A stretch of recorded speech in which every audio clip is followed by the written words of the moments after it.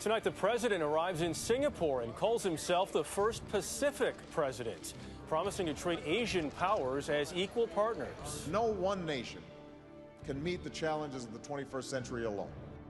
I'm Jeff Glor. Also tonight, is New York City a renewed terror target now that Khalid Sheikh Mohammed and other accused 9/11 plotters are set to stand trial here? The Madoff sale. From expensive watches to plain old junk, the pieces of the convicted Ponzi schemer's life go up for auction.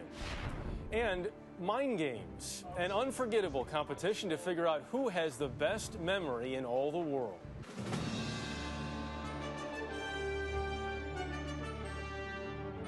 This is the CBS Evening News with Jeff Glor. And good evening. We begin tonight with the president's first trip to Asia, one which he hopes sends a powerful message. The latest stop, Singapore. This was after visiting Japan. Up next, China and South Korea. At each stop, Mr. Obama is emphasizing his personal roots in the Pacific region and stressing the need for cooperation between the U.S. and all Asian powers. Chief White House correspondent Chip Reid is there. President Obama's popularity was on display in Singapore as he greeted the leaders of Asian Pacific nations wearing the colorful shirts that are a tradition at this annual economic conference. The president attempted to further ingratiate himself in this part of the world by arguing that he is one of them, in a speech in Tokyo citing his upbringing in Indonesia and Hawaii. As America's first Pacific president, I promise you that this Pacific nation will strengthen and sustain our leadership in this vitally important part of the world. His primary goal on this trip, he said, is to get relief for American workers. For America, this is a jobs strategy. The president hopes to nudge Asian countries to buy more American goods, thereby creating jobs in the U.S. But turning popularity into accomplishments won't be easy, critics say, because the president is bringing nothing to the table at this conference. One of the things that the president will find most awkward is he'll be the only leader in the region who's not moving forward with some kind of trade arrangement. According to the U.S. Chamber of Commerce, there are 168 free trade agreements in this region and another 88 in the works, but the U.S. has only 2. Singapore and Australia. Critics say the president has not made trade a priority because of opposition from organized labor, whose support he needs for items at the top of his agenda, healthcare reform and climate change legislation. Sunday, the president will face his biggest challenge of this trip by far when he heads to China. He's expected to encourage China to open its markets to U.S. goods, but he has virtually no leverage. China now largely controls the economic relationship because it has become America's banker, now holding nearly $1 trillion in U.S. debt. The president will confront yet another major challenge before leaving for China. He'll meet here with Russian President Dmitry Medvedev to discuss slow-moving negotiations on a major nuclear arms treaty. Officials say no breakthrough is expected. Chip Reid, CBS News, Singapore. Government officials and ordinary citizens alike this weekend are having their say, pro and con, about the decision to try Khalid Sheikh Mohammed and 4 other alleged terrorists in New York City federal court. Though the transfer of the accused from Guantanamo Bay to New York is still at least 45 days away, many New Yorkers are already voicing concerns and reliving terrible memories. Randall Pinkston has the latest. Just 6 blocks from Ground Zero, Khalid Sheikh Mohammed and his 4 co-defendants will be tried in federal court. Lori Van Auken plans to be there to honor the memory of her husband Kenneth, one of the 3,000 killed in the attacks. I'm pleased that they're moving these trials to New York, near the scene of the crime. Van Auken, one of 4 widows, the Jersey girls who lobbied hard for a 9/11 commission, says military court proceedings at Guantanamo Bay were not open enough. It would be very reassuring to me and to a lot of the others to see the American system of justice work. But other victims' families believe the 9/11 defendants do not deserve the American judicial system. It will give these suspects a forum and a microphone so that they can blast forth on the United States their ugly views. Alice Hoagland's son, Mark Bingham, was one of the passengers who tried to gain control of United Flight 93 before it crashed in Pennsylvania. She fears a trial in New York is a threat. I think it's a logistical and security nightmare for the American people. But New York City's police commissioner says the city is always a terror target. We've handled high-profile events, certainly high-profile trials in the past, and we'll be able to do it. Among those past New York terror trials, the al-Qaeda militants who bombed U.S. embassies in East Africa, and Sheikh Omar Abdul Rahman and his co-conspirators who were convicted of plotting to blow up New York City landmarks. Security consultant Robert Strang believes a trial in New York paints a brighter bullseye on the city. Keeping the courthouse secure, keeping downtown secure, we've got the manpower to do that. But what we worry about is suicide bombers. We worry about something that could attract other terrorists like the ones that are being tried. Strang and other critics of a civilian trial are also concerned that post-9/11 intelligence gathering techniques will be exposed in open court, making the nation more vulnerable to possible future terrorist attacks. Jeff? Randall Pinkston tonight. Randall, thank you. Along with the security issues, the planned prosecution of Khalid Sheikh Mohammed and his co-defendants raises a host of legal issues as well. Kimberly Dozier in Washington has more on that part of the story.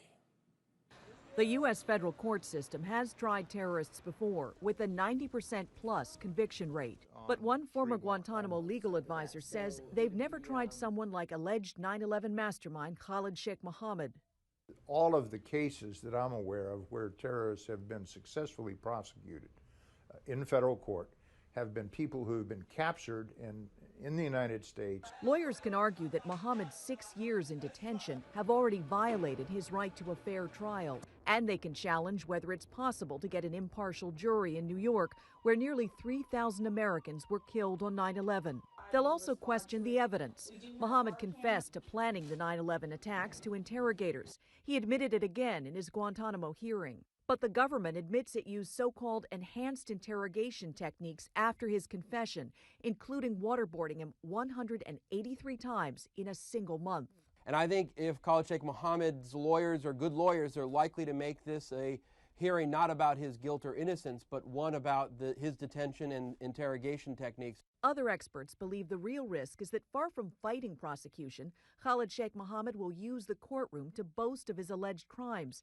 They expect he'll try to represent himself, just like convicted 9/11 conspirator Zacarias Moussaoui did.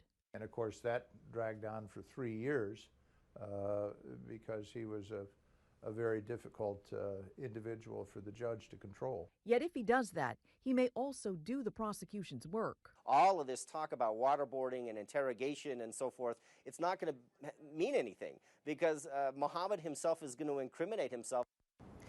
An administration official tells CBS News that one of the reasons some of the detainees are being brought here is to help convince U.S. allies to take in some of the other Guantanamo detainees. It's so the White House can say, we're not asking you to do anything that we're not doing ourselves.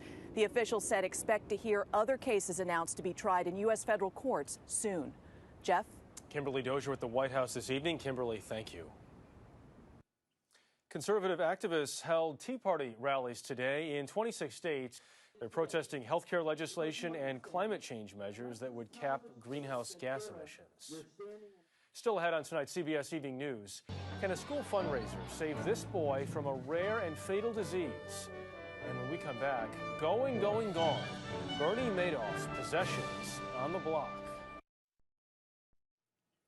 The world's largest car maker, Toyota, reportedly will offer to fix accelerator pedals in popular models, including the Camry and Prius. In September, Toyota recalled nearly 4 million vehicles because of a risk a floor mat might press down on the accelerator, causing a crash. The U.S. National Highway Traffic Safety Administration has pressed Toyota to go further and replace the accelerator itself.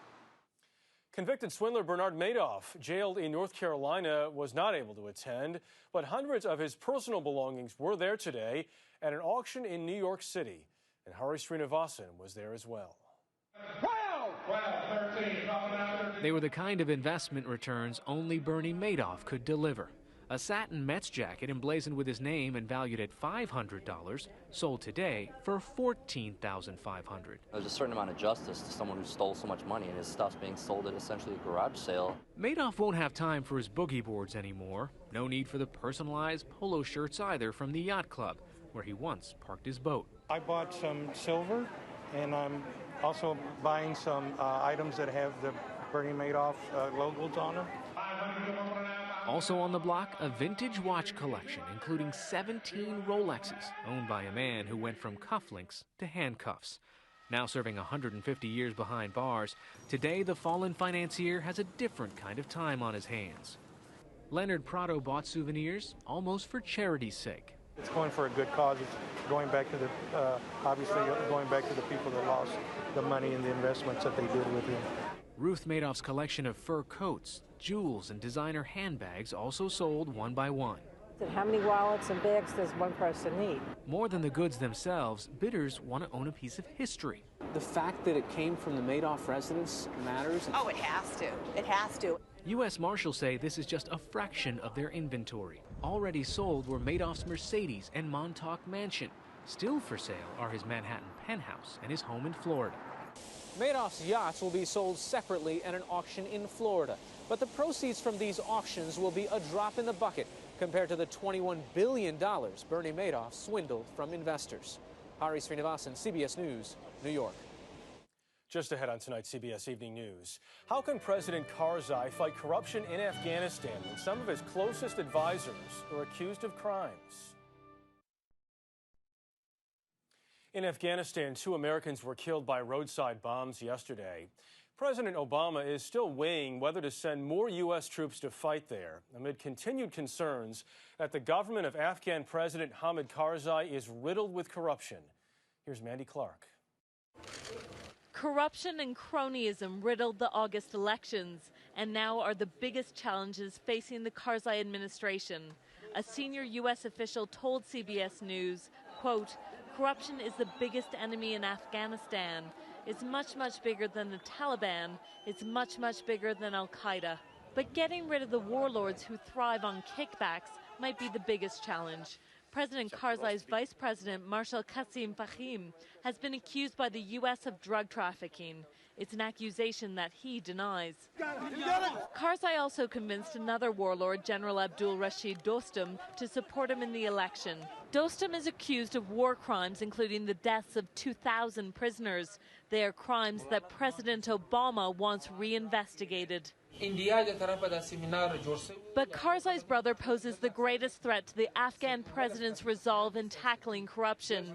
Ahmed Wali Karzai is accused of drug trafficking and appropriating government land for private use. I think there has to be pressure from the international community on President Karzai to clean up the cabinet as best he can so that he doesn't have to give powerful governorships and cabinet posts to people who are guilty of some very serious human rights violations. Fixing corruption will also help boost Karzai's legitimacy in the eyes of many Afghans. One U.S. official told CBS News that Karzai is ready to make the change and says to expect a high-profile person to be prosecuted for corruption soon. Mandy Clark, CBS News, Kabul. Residents of Venice protested the decline of their city's population with a symbolic funeral procession today of gondolas and a mock coffin. They say that high taxes and property prices have driven the population down from 300,000 in the 1950s to just 60,000 today. They warn that Venice is becoming just a tourist museum. Coming up on tonight's CBS Evening News, the suffering is real, but few scientists are searching for a cure. We'll tell you why. They are called orphan diseases, uncommon illnesses that affect millions of Americans, but which drug makers are unwilling to adopt to develop a treatment. That's because each of the estimated 6,000 orphan diseases affects fewer than 200,000 people. Terrell Brown looks at one family's quest to find a cure. Jasper Downstra is a typical 4-year-old who loves toys and time with mom and dad, but time isn't on this family's side. Looking ahead is just too scary, too horrible. So we just take it day by day. Last year, Jasper began having seizures. Doctors at Chicago's Children's Memorial first diagnosed epilepsy, then autism. But more aggressive testing found Jasper suffers from an orphan disease called late infantile NCL, or Batten disease. I asked if he was going to die, and then she said yes, and that was like a huge blow. Batten disease progressively attacks a child's nervous system. It strikes 4 out of every 100,000 newborns in the U.S. Jasper lost the ability to walk in February. He isn't expected to live to be a teenager. That's why this army of kindergartners and their parents from Jasper's neighborhood school have banded together. You want to put it up here then? Passing out donation cans to raise $2.5 million to get Jasper into a genetic clinical trial. It's very nice to see these kind of things happening around you. It's really uplifting. They're called orphan diseases for a reason. It could cost a pharmaceutical company nearly $1 billion to bring a drug to market for a disease that only affects a few thousand, leaving drug companies with very little incentive to find breakthroughs. Congress passed the Orphan Drug Act in 1983 to try and increase those incentives. And the number of new orphan disease drugs on the market quickly increased from 7 to nearly 300. But there's a bottleneck of 1,500 other potential treatments that haven't gotten the funding for further testing. I'll tell you. Padgerandi founded the Orphans Dream Foundation 2 years ago to try and find a cure for his own son's rare disease. I'm a father fighting for his kid. His son Rocco was diagnosed at the age of 2 with thalassemia, an incurable rare blood disorder. Durandi also started a gene therapy company. Now, 20 years later, he expects to begin clinical trials on a possible treatment for a cure by the end of the year. I said, you know, God, I'm going to dedicate the rest of my life to making a change. The Downstras are equally determined. They are campaigning for the government to increase funding for orphan diseases. It's like you just want to pick Jasper up and show it to President Obama or, you know, someone from the government and say, look at him. Because each moment is a race against the clock. Terrell Brown, CBS News, Chicago. Now back overseas tonight in the Netherlands, Dutch organizers broke their own world record, setting up almost 5 million dominoes to tumble across a round-the-world display of the continents and well-known sights and scenes. They broke the record by almost 150,000 dominoes. Coming up next on tonight's CBS Evening News, try to remember, because there's a test when we come back. In case you didn't remember, today was the third and final day of the World Memory Championship in London. With the unforgettable scene, here's Elizabeth Palmer. The new reigning World Memory Champion, Ben Pridmore. Ben Pridmore from Britain once again proves he's got the most powerful memory in the world. The three-time international champion faced down stiff competition in events that included matching names to faces and remembering 4,000 numbers in sequence. They call themselves mental athletes. Most admit proudly they're also nerds. Either way, they rely on unshakable concentration and sound technique. If it's a string of numbers, I see those numbers and I have pictures that correspond to every number. Ronnie White from Texas explains long strings of numbers are more memorable if he makes them into mini stories. Today I had Mickey Mouse swinging on a rope into a medical student. White, an Afghan veteran, won the U.S. championship last spring. Neurons on the ready. Go. But in London, suffering from jet lag, he just wasn't a match for his opponents, male or, much rarer, female. I tell you what, Dorothea from Germany over there, the woman, she's kicking my butt. Dorothea, only 17 years old, was junior champion this year. She's got her eye on fierce and growing competition from China, which fielded a big team, the only ones with matching tracksuits, and 4 members in the final top 10. They really have a good team, and yeah, it's kind of intimidating. Yeah. Intimidating is also the word for Ben Pridmore, who memorized a whole deck of cards in just over half a minute. It clinched his win today, but there is constant pressure to improve. The standard keeps getting higher at these competitions. So any dreams of slacking off training this winter, forget it. Elizabeth Palmer, CBS News, London. That is the CBS Evening News tonight. Later on CBS, 48 Hours Mystery. Russ Mitchell will be here tomorrow night. I'm Jeff Glor, CBS News in New York. Good night.